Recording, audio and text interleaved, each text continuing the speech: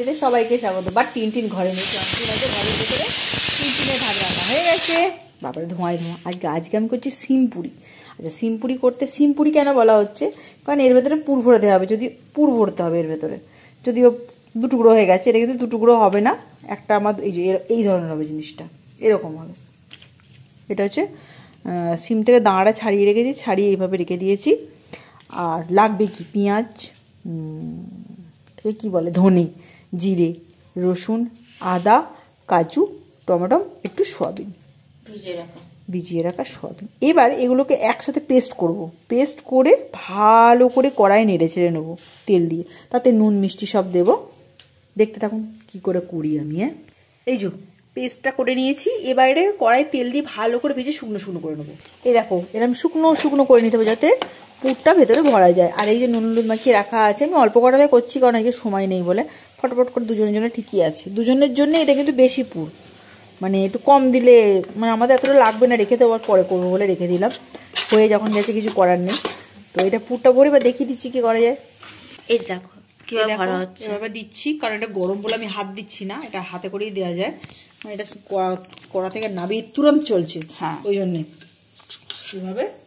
যদি এরকম যদি না করতে পারো, সুতোতে বেঁধে নেবে। মানে এটা যেহেতু খোলা ছিল, সেই জন্য সুতোতে বেঁধে নেওয়া হয়েছে। এতে কি হয়, সুবিধা হয় যে এপিট ভাজা হয়েছে না,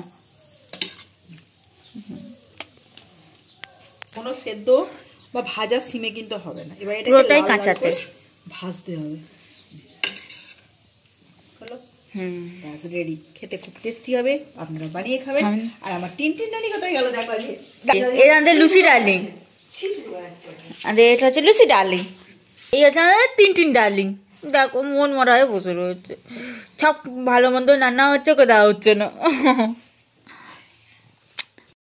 তাওয়া নিয়ে নেবে বা কড়াতেই করতে পারো, যার যেমন সুবিধা। হ্যাঁ, তাওয়াটা অনেকদিন পড়েছিল, তাই একটু উদ্বোধন করে নিচ্ছি। হ্যাঁ হ্যাঁ,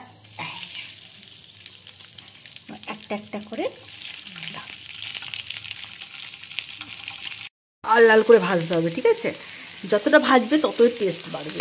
যদি অল্প ভাজো তো অল্প টেস্ট হবে, বেশি ভাজলে বেশি টেস্ট হবে। কিন্তু এই যে আমার তাড়াতাড়ি করে করতে গিয়ে না একটু বেরিয়ে গেছে, কারণ এটা এতটা করে পুর পড়বে না, একটু কম কম করে দিলে আরও ভালো হয়। তো কিছু করার নেই, তাড়াহুড়োতে সব কিছু করলে একটু গন্ডগোলই হয়। তোমরা একটু ধীরে সুস্থে রান্না করো, দেখবে খুব সুন্দর, দারুণ খেতে হয়। আর প্লিজ রান্না করে সাবস্ক্রাইব করো, প্লিজ প্লিজ প্লিজ। এই দেখো, এদের সব ভাব চলছে। আজকে একটু লেট হয়ে গেছে, দেখো কটা বাজে, অনেক লেট হয়ে গেছে গো, একটার মধ্যে খাই তো।